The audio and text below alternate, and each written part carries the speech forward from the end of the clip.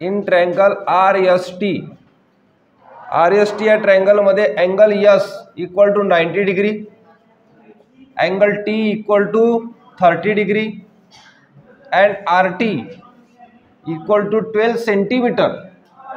तर find RS, आपल्याला find out करना है RS आणि ST, RS आणि ST फाइंड आउट करना है. पहिल्यांदा S च्या ठिकाणी जोपर्यंत ट्रायंगलची आपण डायग्राम नाही काढणार तोपर्यंत आपल्याला क्लिअरली समजणार नाही किंवा लवकर समजणार नाही आपल्याला. त्याच्या कारणाने S च्या ठिकाणी 90 डिग्री होऊन राहिला, बस एवढं लक्षात ठेवायचं, ट्रायंगल काढून टाकायचा. 90 डिग्री आहे, S च्या ठिकाणी 90 डिग्री आहे हे माहितच आहे. आता T च्या ठिकाणी आपल्या म्हणजे 30 डिग्री आहे. हा मोस्ट इम्पॉर्टंट टॉपिक आहे. T च्या ठिकाणी 30 डिग्री आहे म्हणजे इथं 60 डिग्री आहे की नाही. 30 degree, 60 degree, 90 degree triangle theorem हे लागू शकते. आपल्याला काय काढणार, आधी RT दिलेला आहे, RT आहे 12 सेंटीमीटर. तर RS काढायचा आहे, हा टॉपिक फाइंड आउट करायचा आहे आणि हा टॉपिक फाइंड आउट करायचा आहे की नाही. करता येईल ना, सोपाच टॉपिक आहे. काय फॉर्म्युला लागते ग आपल्याला, जर RS काढायचा आहे तर काय फॉर्म्युला लागेल, पायथागोरस थेरम. सांग ना मग काय पायथागोरस ट्रिपलेट कशाचा,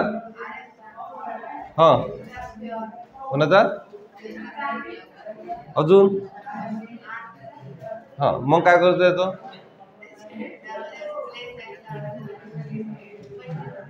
अरे मला सांगा, पायथागोरियन ट्रिपलेट म्हणजेच पायथागोरस थेरम आहे की नाही.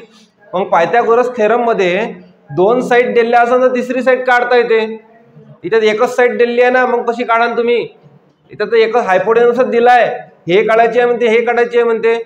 जर फॉर एक्झाम्पल तुम्हाला इतकं कॉमन सेन्स वापरा का, जर तुम्हाला पायथागोरस ट्रिपलेट नुसारच आन्सर काढायला लावलं असतं तर हे 30 डिग्री 60 डिग्री काढ दिलेली असते. क्वेश्चन मध्ये 30 डिग्री दिला ना, काहीतरी याचा यूज असेल तेव्हा दिला का नाही 30 डिग्री. तर पायथागोरस थेरम मध्ये काय 30 डिग्री देते काय, एक 90 डिग्री असला म्हणजे पायथागोरस थेरम होऊन जाते. तिथं 30 डिग्री दिला तर प्रॉपर्टी लक्षात ठेवा, 30 डिग्री, 60 डिग्री, 90 डिग्री थेरम आहे. 30 डिग्रीच्या समोरची साईड ही हायपोटेनसच्या हाफ असते आणि 60 डिग्रीच्या समोरची साईड ही हायपोटेनसच्या √3/2 असते. त्या कारणाने इथं काय करणार मी, ह्या 60 डिग्री दिला नाही क्वेश्चन मध्ये आपल्याला, हा 30 डिग्री दिलाय. त्याच्या कारणाने मी इथं लिहून टाकतो की angle R plus angle S plus angle T equal to 180 degree. तिघांची ॲडिशन 180 डिग्री आहे. त्या कारणाने अँगल R आपल्याला काढायचा आहे. S आपल्याला दिलाय 90, T आपल्याला दिलाय 30 equal to 180 degree. Angle R plus याची ॲडिशन 120 इक्वल टू 180 डिग्री. म्हणजेच काय, अँगल R इक्वल टू 180 आणि हा टॉपिक टाकू आपण त्याच्या तिकडे म्हणजे -120. ते angle R equal to 60 degree. तर अशा पद्धतीने 60 डिग्री आपण, आपल्याला माहितच आहे तर 60 डिग्री येते, परंतु आपल्याला हे सोल्युशन करावं लागेल. आता एकदा तर 60 डिग्री निघाला का मग 60 डिग्रीच्या समोरची साईड आपल्याला काढायला सोपी होते ST, आणि 30 डिग्रीच्या समोरची साईड आहे RS. त्या कारणानं 30 degree by 30 degree, 60 degree, 90 degree theorem. हे थेरम काय म्हणते की 30 डिग्री अँगलच्या समोरची साईड, 30 डिग्रीच्या अँगलच्या समोरची साईड ती आहे RS. ती RS असते म्हणते हायपोटेनसच्या हाफ. म्हणजे हायपोटेनस आहे RT म्हणजे हाफ RT, हायपोटेनसच्या हाफ असते. त्या कारणाने RS इक्वल टू हाफ काय आहे 12, 2 1 चा 2, 2 6 चा 12.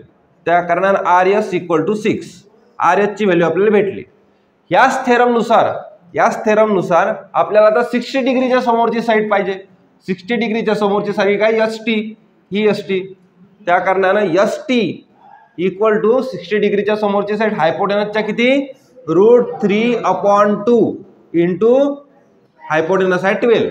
जसा इथं 12 गेला होता तिथं 2 6 चा 12 म्हणजेच काय, ST इक्वल टू 6√3. तर अशा प्रकारे हे व्हॅल्यू निघाली आपली. इथं लिहून टाकायचं, opposite side of angle 30 degree.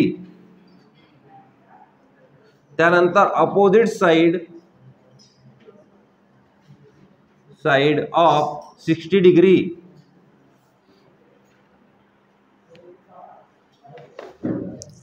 Tuition मधून गेल्यानंतर ज्याच्यामध्ये डायगोनल दिलाय आपल्याला, सॉरी डायगोनल फाइंड आउट करणं आहे आपल्याला. रेक्टँगल काढायचा आहे.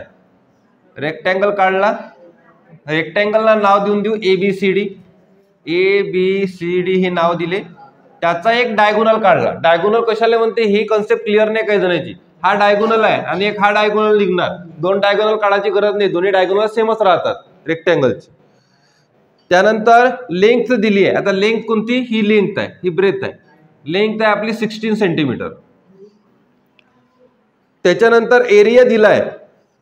Area equal to 192 square centimetre. हा आपल्याला एरिया दिलाय. एरिया कोणाचा दिला राहील? आता रेक्टँगलचा दिला राहील. सारी माहिती रेक्टँगलची दिली तर एरिया रेक्टँगलचा दिन का? एरिया रेक्टँगलचा दिन. आता हे लक्षात ठेवलं पाहिजे. म्हणून एरिया जर रेक्टँगलचा दिला ना, आपल्याला जर डायगोनल काढायला लावली, हा टॉपिक फाइंड आउट करणं आहे. जर डायगोनल काढायला लावली तर मी एक काम करू शकलो असतो. जर रेक्टँगलची लेंथ दिली असती ना, ब्रेथ दिली असती, तर मी पायथागोरस थेरम यूज केलं असतं आणि डायरेक्ट हा हायपोटेनस आहे ट्रायंगलमध्ये. हा ट्रायंगल झाला असता आणि त्या ट्रायंगलमध्ये हा हायपोटेनस आहे. ही साईड ने ही साईड भेटली असती, ही साईड काढू शकलो असतो. पण ही साईडच नाही आहे.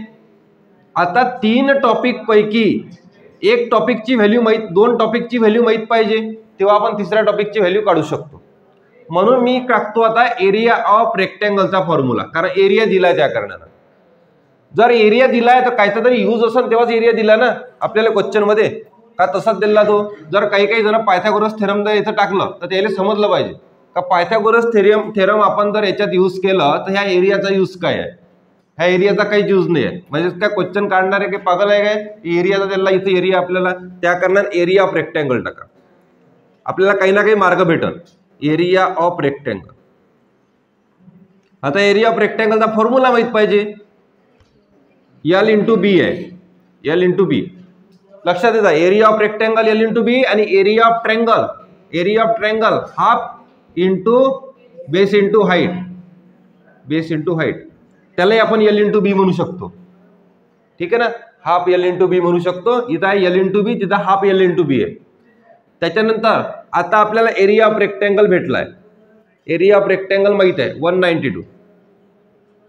त्यानंतर लेंथ आपल्याला माहिती आहे 16 आणि ब्रेथ आपल्याला काढायची आहे. भेटते ब्रेथ आपल्याला. आता एकदाची ब्रेथ भेटली का मग आपण पायथागोरस थेरम वापरून टाकू. ह्या दोन्ही भेटल्या म्हणजे टॉपिक आणि हायपोटेनस काढून टाकू. तर त्यानंतर आता 192 मायनस काय होऊन जाईल, सॉरी डिवाइड मल्टिप्लिकेशनचा टॉपिक डिवाइड मध्ये गेला, इक्वल टू बी. काय करता? रेड्यूस करून टाकता पहिले. चला रेड्यूस करू. 2 न रेड्यूस केलं तर 8 येते आणि जर 2 न रेड्यूस केलं तर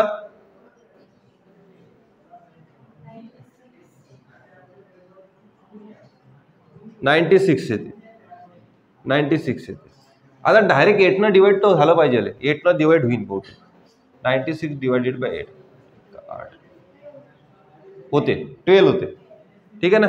8 1 चा 8, 8 12 चा 96. त्या कारण इथं 12 आन्सर आला आपलं. 12 equal to B.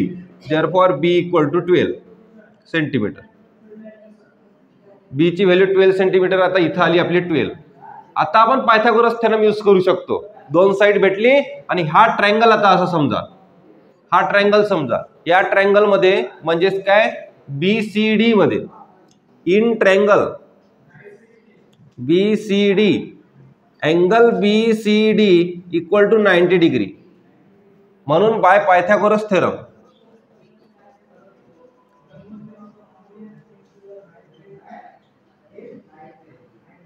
Pythagoras theorem hypotenuse आहे याच्यातला हा 90 डिग्रीच्या समोरची साइड आपला हायपोटेनस म्हणजेच काय BD square equal to BC square plus CD square. BD पाहिजे आपल्याला. पुन्हा कोणाला पाहिजे? BD चा स्क्वेअर इक्वल टू BC 16 आहे, 16 चा स्क्वेअर प्लस आहे 12 चा स्क्वेअर. त्यानंतर BD स्क्वेअर इक्वल टू 16 चा स्क्वेअर किती होते रे? 16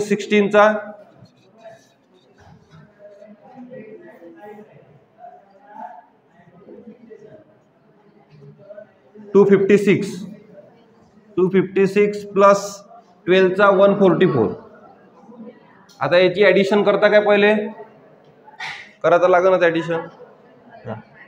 256 आणि 144 चार इथं काय होते 10 1 0 हातचा 1 400. ठीक आहे. BD² equal to 400. तर BD इक्वल टू √400 आणि BD इक्वल टू काय होऊन जाईल रे याचा स्क्वेअर रूट कितीचा 20चा 400 म्हणजे काय 20 सेंटीमीटर हे BD ची व्हॅल्यू. BD म्हणजेच काय आपला डायगोनल आहे की नाही. हा हायपोटेनस होता ह्या ट्रायंगल मध्ये, परंतु ह्या जो रेक्टँगल आहे त्या रेक्टँगलचा तो डायगोनल आहे. ह्या ट्रायंगलचा तो हायपोटेनस आहे परंतु हा रेक्टँगलचा तो डायगोनल आहे. म्हणून diagonal BD equal to 20 centimetre. Therefore diagonal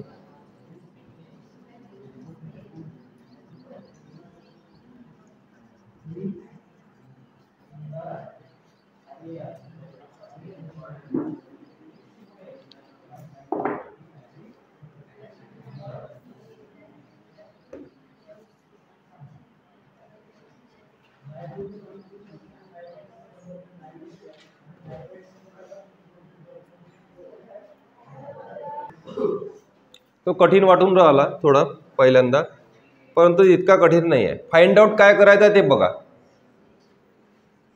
find करायचं आपल्याला length of the side. Length of side कोणाची साइड इक्विलॅटरल ट्रायंगल.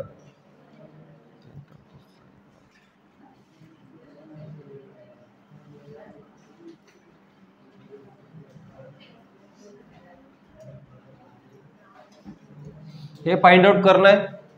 त्याच्यानंतर पेरिमीटर फाइंड आउट करणं आहे. अँड फाइंड करायचं आहे पेरिमीटर.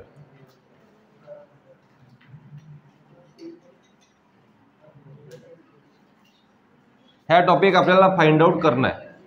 इन्फॉर्मेशन काय दिली आहे. इन्फॉर्मेशन दिली फक्त हाईट. हाईट इक्वल टू √3 आहे म्हणते सेंटीमीटर मध्ये. इक्विलॅटरल ट्रायंगलची डायग्राम काढून घेऊ ज्याच्या दोन साइड सेम राहणार. कोणत्या दोन साइड सेम घेता नाही सर्व साइड सेम राहणार. ऑल साइड सेम इक्विलॅटरल ट्रायंगलच्या. त्याची हाईट म्हणजे हे राहणार ज्याच्यामध्ये ABC ह्या ट्रायंगलला नाव देऊन देऊ. इथं काय देता D घेऊन घ्या. म्हणजेच का AD त्याची हाईट आहे आणि हाईट दिली आहे आपल्याला √3 ही त्याची हाईट आहे. ओके. आता आपल्याला काय काढणं आहे साईड काढणं आहे. म्हणजे कोणती तरी एक साईड काढा जे तुम्हाला सोयीची वाटते ते कोणती तरी एक साईड काढा. हे काढा किंवा BC काढा किंवा AC काढा. कोणती एक साईड काढा. एक साईड ह्याच बाकीच्या साईड आहेत त्याच्या कारणानं आता काय करणार मी काय होऊ शकते याच्यामध्ये सांग. आता तुम्हाला सांगतो एक गोष्ट लक्षात ठेवा. जेव्हा इक्विलॅटरल ट्रायंगल असतो तेव्हा जेव्हा BCचा परपेंडिक्युलर काढतो तो A ला इंटरसेक्ट होतो म्हणजे त्याच्यामध्ये दोन ट्रायंगल तयार होतात आहे की नाही. एक ट्रायंगल होतो ADB आणि ADC असे दोन ट्रायंगल तयार झाले. ज्याच्यावर स्टार केले ते ट्रायंगल दोन ट्रायंगल तयार झाले. अशा दोन ट्रायंगल मधला एक अँगल हा खालचावाला हा 60 डिग्रीचा होत असतो. ही आपली प्रॉपर्टी. हा ट्रायंगल 60 डिग्रीचा होणार. अँगल 60 डिग्रीचा होणार. हा 60 डिग्रीचा होणार. कशावरून होणार तर तो इक्विलॅटरल ट्रायंगल आहे आणि त्याच्या कारणानं एक ट्रायंगल एक त्याच्यातला अँगल 60 डिग्रीचा होणार. कधी होणार जेव्हा त्याला डिवाइड केलं ह्या एडीनं दोन भागामध्ये त्या ट्रायंगलला डिवाइड केलं तेव्हा. म्हणजे हा 60 डिग्री आहे हा 90 डिग्री आहे आणि हा किती आहे 30 डिग्री आहे 100%. ठीक आहे. 30 डिग्री नाही माहित मला परंतु 30 डिग्री काढा लागल. पण हा माहित आहे 60 डिग्री. हा 60 डिग्री आहे तर तसं तर आपल्याला काढायलाही लागलं पाहिजे की हा 60 आहे तर हा 30 राहणार आहे आणि हा 90 राहणार आहे. दिगांची ॲडिशन 180 डिग्री होत असते. त्या कारणाने मी डायरेक्ट लिहितो की in triangle ABC in triangle ABC मध्ये आता कोणता ट्रायंगल घेतला आपण? हा ट्रायंगल घेतला. आता आपण हा ट्रायंगल घेतला. ह्या ट्रायंगल कडे लक्षात ते जाऊ द्या तिकडे. ह्या जितक्या व्हॅल्यूचा ट्रायंगल आहे तितक्याच व्हॅल्यूचा हा सुद्धा ट्रायंगल आहे. कारण हे लाईन काढल्या कारण दोन भागामध्ये डिवाइड झाला ट्रायंगल, दोन इक्वल भागामध्ये डिवाइड झाला. त्या कारणानं आता काय करतोय, ह्या ट्रायंगल मध्ये म्हणजेच काय एडीबी मध्ये, इन ट्रायंगल एबीसी मध्ये आहे एडीबी, ट्रायंगल एडीबी. एडीबी मध्ये angle ADB equal to 90 degree आहे. एडीबी इक्वल टू 90 डिग्री आणि तो आहे इक्विलॅटरल ट्रायंगल. एडीबी ट्रायंगल इथेच लिहितोय, triangle ADB is equilateral triangle.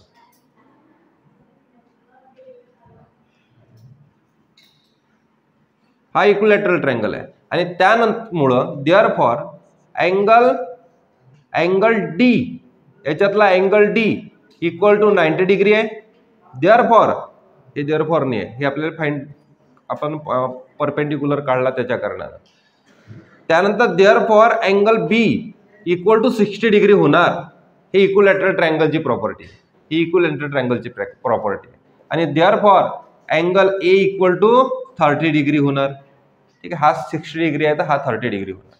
आता समोर काय करायचं, तर आपल्याला 60 डिग्रीच्या समोरची साईड दिली.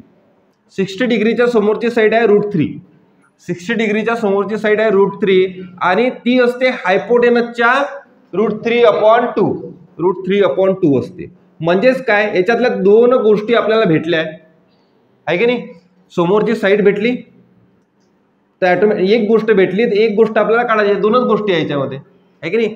दोनच टॉपिक आहेत, दोन टॉपिक मी एक टॉपिक मिसिंग असेल तर आपल्याला काढता येतात. 60 डिग्रीच्या समोरची साईड इक्वल टू √3/2 हायपोटेनसच्या, म्हणजे हायपोटेनस एकच मिसिंग आहे टॉपिक, त्याच्या कारणाने एक टॉपिक आपण मिसिंग वाला काढू शकतो. 30 डिग्री, 60 डिग्री, 90 डिग्री थेरम. 30 डिग्रीच्या समोरची साईड कोणती आहे? एडी. पण एडीने काढायची आपल्याला, इक्वेशन बनवायचं आहे.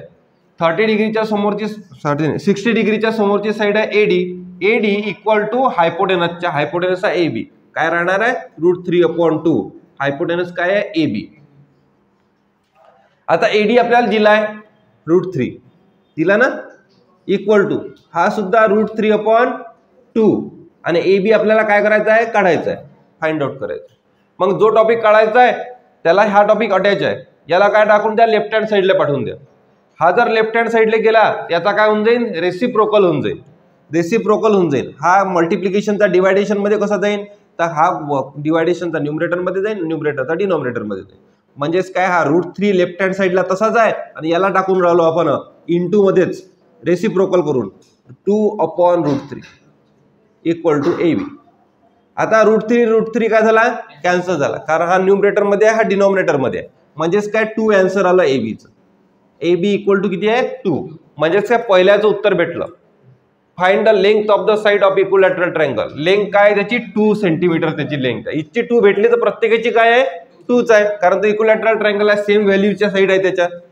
त्या कारणानं A B equal to 2 centimetre आणि त्या कारणानं आपण लिहू आता side of, length of the side, length of the side is किती आहे? 2 सेंटीमीटर. आता पेरीमीटर काढायचं आहे. देअरफॉर पेरीमीटर, पेरीमीटर म्हणजे काय रे? पेरीमीटर म्हणजे जो सुद्धा क्वाड्रिलॅटरल आपल्याला दिला असेल त्या सर्व क्वाड्रिलॅटरलच्या साइडची ऍडिशन आहे की. एक तर साइडची ऍडिशन करू शकता किंवा जितक्या साइड आहे तितक्या नंबरनं त्याला मल्टिप्लाय करून टाका त्या साइडला, उत्तर सारखंच येणार आहे. एक तर 2 + 2 + 2 करा, नाही तर 2 × 3 करून टाका, कारण 3 साइड आहे त्या कारणानं. म्हणजेच काय, साइड × 3 आहे की नाही. जर स्क्वेअर असेल काय 2 नाही, साइड × 3. ठीक आहे ना, साइड भेटली आपल्याला 2 साइड भेटली आणि 3 त्याच्या साइड आहेत. एकूण साइड 3 आहे, त्या कारण 2 × 3 = 6 सेंटीमीटर आपला पेरीमीटर आहे. अशा पद्धतीने आपण याचा आन्सर काढतो.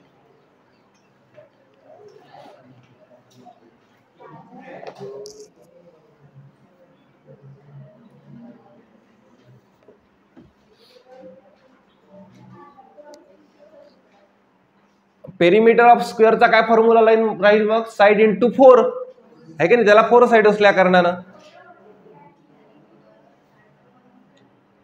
पेरिमीटर ऑफ स्क्वेअरला 4 साइड असतात ना, त्याच्या कारणानं पेरिमीटर काढायचं असेल तर 4 इंटू साइड इंटू 4 करून टाकायचं.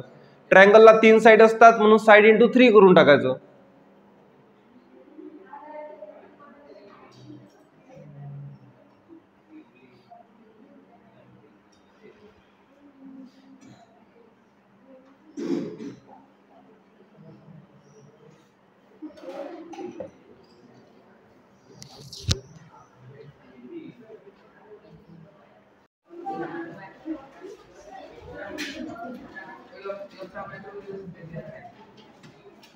एपी झाला आपला मीडियन. एपी जर मीडियन झाला तर तो पी आहे मिड पॉइंट. एपी म्हणते मीडियन म्हणजेच काय, पी हा मिड पॉइंट आहे, म्हणजेच काय बीसी ला 2 भागामध्ये त्यानं डिवाइड केलं. बीपी आणि पीसी हे 2 इक्वल पार्ट झाले. बीसी ची व्हॅल्यू आपल्याला दिली आहे, बी पासून तर सी पर्यंतची व्हॅल्यू दिली आहे ती आपली 18. त्यानंतर अजून काय दिलं, AB square plus AC square. AB square म्हणजे हा टॉपिक पारे बा, हा टॉपिक, ह्या 2 टॉपिकची ऍडिशन, स्क्वेअरची ऍडिशन दिली आहे 260, स्क्वेअरची ऍडिशन दिली. आता काय करायचं,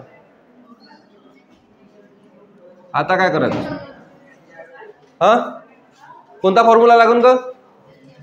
अपोलोनियस थेरम लागन. ठीक आहे. देअरफॉर काय काढायचा, एपी काढायचा आपल्याला. एपी कुठे गेला, हा ह्या एपी बरोबर.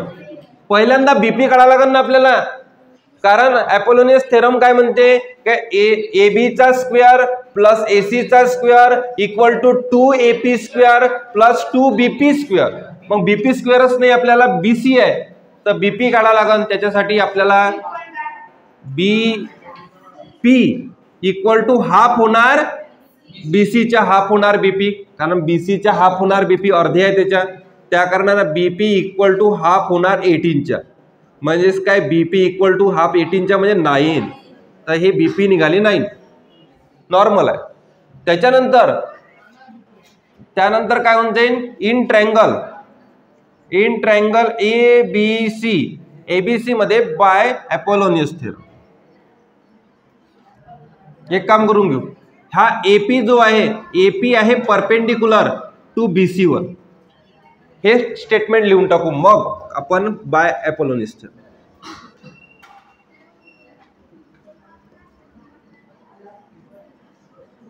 या थेरम नुसार काय होणार, हा टॉपिक होणार रे बा, हा टॉपिक होणार जो दिलेला आहे क्वेश्चन मध्ये. AB चा स्क्वेअर प्लस AC चा square, AB square plus AC square equal to 2AP square, 2AP square आणि plus 2BP square, 2BP square. Formula पाठ करून टाक. जर काय केलं, याचा स्क्वेअर इक्वल टू हा two perpendicular, 2 multiply perpendicular square आणि 2 मल्टिप्लाय हा टॉपिक, नाही तर हा टॉपिक. मग हा टॉपिक घ्या ना, सरळ आपण हा टॉपिक काढलाय तर याची मल्टिप्लिकेशन 2 मध्ये त्याचा स्क्वेअर. चला, याची व्हॅल्यू तर आपल्याला गिवन मध्ये दिली आहे, 260 आहे, तर 260 टाकली. इक्वल टू AP ची व्हॅल्यू दिली आहे का, AP ची व्हॅल्यू नाही माहित मला, AP काढा लागते. तर 2AP square plus 2 into BP किती आहे, आताच काढला, 9 आहे, 9 चा square. 260 equal to 2AP square plus 2 into 81. पहिले स्क्वेअर काढायचा, नाही तर मल्टिप्लिकेशन करून स्क्वेअर काढा. त्याच्यानंतर next 260 equal to 2AP square plus 2 into 81 162. त्याच्यानंतर आता काय करायचं, ह्या AP स्क्वेअरला राईट हँड साईडला राहू देऊ, नंबरला नंबर पाशी टाकू. 260 minus 162 equal to 2AP square.